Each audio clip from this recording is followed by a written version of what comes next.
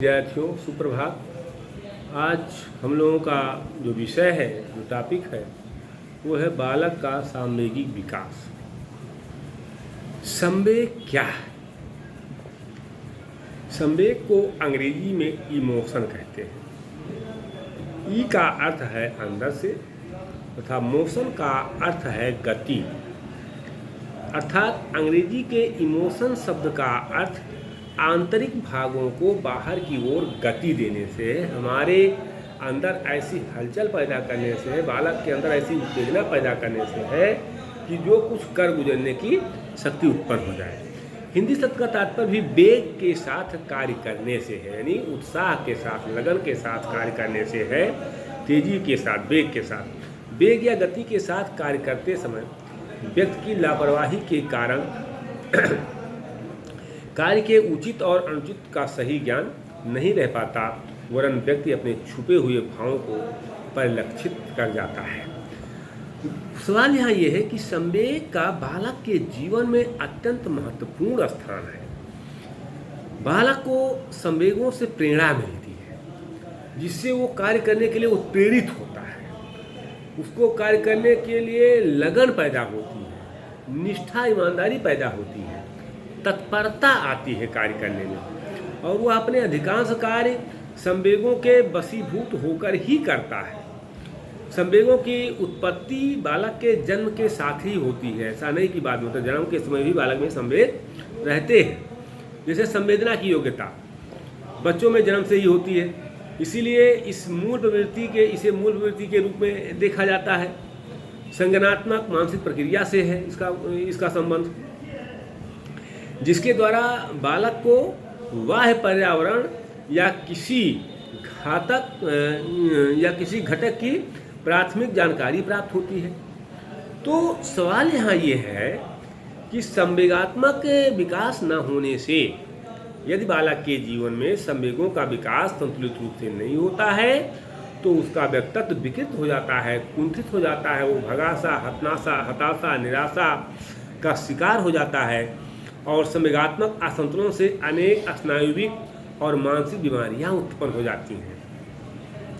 उसमें हीनता के भाव आ जाते हैं, हीनता की भावना प्रवेश कर जाती है। वह दिवा स्वप्नों में लीन रहने लगता है, और एक तरह से यूँ कहिए कि उसमें मानसिक ग्रंथियां बन जाती हैं, और वह चिंताओं से घिरा रहता है, हमेशा दुश्चिंता का शिकार होता है। बालक का सर्वांगीण विकास उसकी संवेगात्मक परिपक्वता पर बहुत कुछ निर्भर करता है। अगर किसी बालक का सर्वांगीण विकास हो रहा है, तो निश्चित तौर पर ये जानिए कि उसका जो संवेगात्मक विकास है वो संतुलित हुआ है, बेहतर हुआ है, अच्छा हुआ है। तभी उसका व्यक्तित्व प्रभावशाली है, व्यक्तित्व उसका तभी चुंबकीय व्यक्तित्व है, अच्छा व्यक्तित्व है। यहाँ अगर संवेग या गति के साथ कार्य करते समय उसमें लापरवाही भी हो जाती है, कार्य के उचित अनुचित होने का ज्ञान नहीं रह पाता है, वरन अपने छुपे हुए भावों को परिलक्षित कर जाता है। व्यक्ति के व्यक्तित्व के सरलता है, कठोरता है, या जो है क्रूरता है, सहृदयता है, संवेगों के कारण ही उत्पन्न होती है। इस प्रकार संवेग एक आंतरिक उत्तेजना है, जिसमें मनुष्य का विवेक खो देता है, और विवेक खो देने पर, यानी इस आंतरिक संवेग की एक आंतरिक उत्तेजना होती है, तो जब विवेक खो देता है व्यक्ति, तो बौद्धिक निर्णय नहीं ले पाता है, तमाम निर्णय उसके गलत हो जाते हैं, और कभी कभी असामाजिक गतिविधियां कर बैठता है। दूसरी तरफ संवेगों का सकारात्मक पहलू भी है। देखिए, किसी भी चीज़ का सकारात्मक पक्ष और नकारात्मक पक्ष दोनों पक्ष होते हैं। तो सकारात्मक पहलू इसका ये है कि संवेग से ही त्याग, बलिदान, देश प्रेम आदि का भाव विकसित होता है। जैसे सेना पर, बॉर्डर पर अगर सैनिक लगे हुए हैं, तो उनके अंदर ये भाव विकसित होता है कि नहीं, मेरी भारत माता के ऊपर कोई चरण नहीं रखने पाएगा, हम अपना प्राण भले दे दें, लेकिन हम देश के प्रति ऐसा नहीं होने देंगे। क्या है भाई, उनके अंदर ये संवेग विकसित हुआ कि हम लोग सो रहे हैं, जब कोई जाग रहा है, कोई देख रहा है, हमको इसे देखना चाहिए।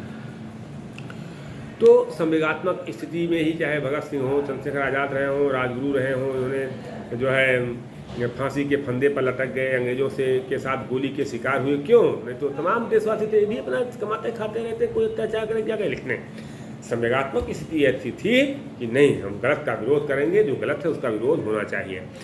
इसका दूसरा पक्ष भी अगर आप देखें कि तुलसीदास जी को देख लीजिए, तुलसीदास का काम भाव रत्नावली के 2 शब्दों से भक्ति भाव में बदल गया। आप इस बात को जानते हैं कि तुलसीदास की पत्नी बिना उनके पूछे एक बार मायके चली गई, तो तुलसी भी उसी रात को खड़ी नदी पार करके वहाँ पहुँच गए, और जब उनकी पत्नी ने उनको रात में देखा तो डांटा कि अस्ति चर्म में देह ममता में ऐसी प्रीत, होती अस श्री राम में तो हो जगत भयभीत।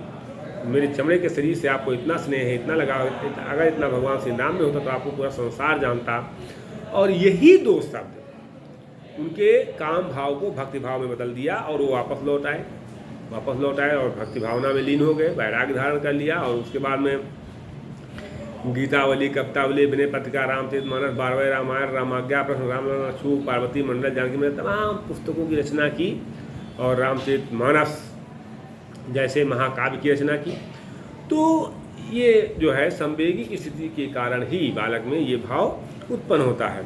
संवेगों में स्थिरता नहीं होती, इसमें परस्पर विरोध रहता है, जैसे क्रूरता है, दया है, घृणा है, संवेग का आशय सम धन वेग, तो अर्थात समान रूप से उत्तेजना उत्पन्न होना। शरीर और मन में जब साथ साथ परिवर्तन होता है तो संवेदना उत्पन्न होती है, और शरीर और मन में एक साथ परिवर्तन होता है। जैसे भय की स्थिति में मन उत्तेजित होने पर शरीर में क्रियाशीलता यानी भागने की स्थिति आती है। जब भय होता है, भयभीत होते हैं तो हम भागते हैं। हम घर में कमरे में प्रवेश करते हैं, रस्सी पड़ा हुआ सांप, जानते सांप है, तो हम पहले भयभीत होते हैं, उसके बाद भागते हैं। यानी जैसे अंदर हलचल हुआ तो बाहर भी शारीरिक हलचल होता है। इसकी परिभाषा अगर देखें तो भिन्न भिन्न मनोवैज्ञानिकों ने भिन्न भिन्न परिभाषाएं दी है।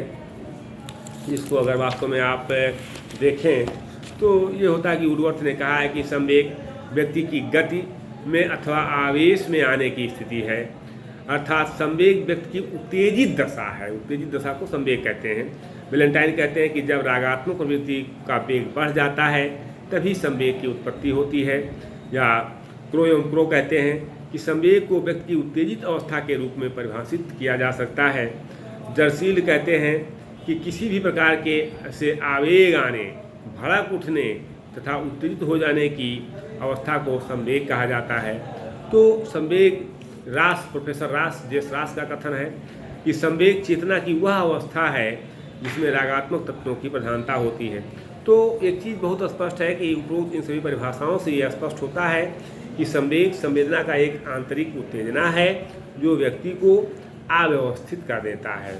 संवेग की कुछ महत्वपूर्ण विशेषताएं होती हैं जिसको हम बाद में चर्चा करेंगे। अर्थात संवेग में कार्य करने की शक्ति बढ़ जाती है, उत्साह बढ़ जाता है, क्षमता बढ़ जाती है, और व्यक्ति असंभव कार्य भी करने की क्षमता उसमें आ जाती है। बहुत बहुत धन्यवाद आप लोगों को। आपको वीडियो अच्छा लगा हो तो प्लीज़ लाइक और सब्सक्राइब जरूर कीजिएगा।